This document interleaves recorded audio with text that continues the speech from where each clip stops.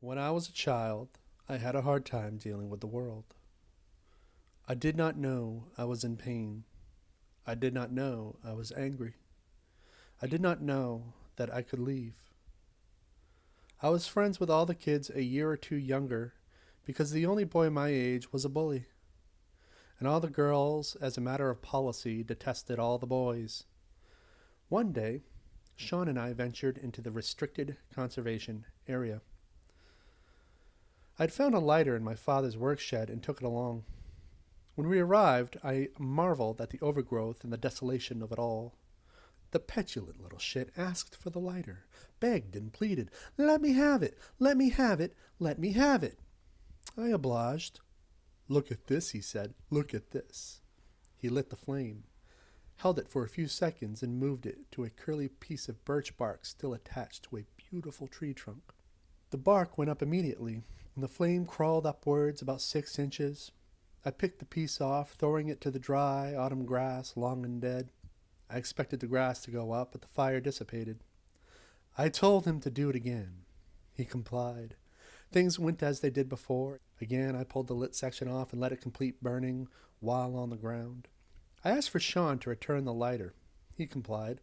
I lit up a few sections myself.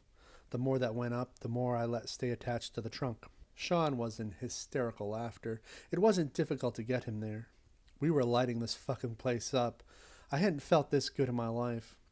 I wanted to burn this whole town to the ground and sink this goddamn island into the middle of the Atlantic Ocean. No place should be so miserable that the only joy a boy has is in the act of destroying it. When I got home that evening, the phone rang almost immediately. It was Sean's mother, Brenda. Sean had spilled his beans the moment he arrived. Sean, the little masochist. My mother sent me to my room and decided to leave me to the whims of my old man. He beat me senseless, expelling a lifetime of disappointment and betrayal emerging from his every violent interaction. But it wasn't satisfying enough, so he manufactured a despicable object. None of my siblings would ever get to know this thing as intimately as I got to know it. The coarse plywood and duct tape made for a painful impact, management by fear, and outlet for adult frustration and the financial hardships of the early 1990s. The following week, I arrived home from school. The old man was waiting for me. He took me for a ride. He said, "We need to stop by the fire station." Inside, a fire inspector from the mainland had some questions for me. He spun a story that I knew straight away was false, a scare tactic. He said there was a massive fire in the woods, and a whole bunch of the island's most valuable birch trees had been destroyed, decimated. He describes a tragic scene on par with descriptions of concentration camps and African genocide. The audacity of these pricks. Did I know anything about it? I shrugged.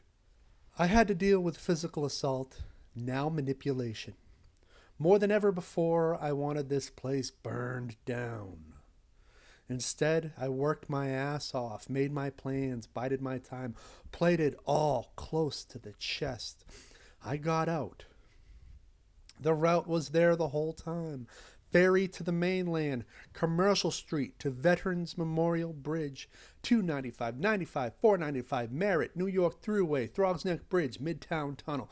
Finally, a place that fucking matters. Those birch trees are still there, standing tall in desolation.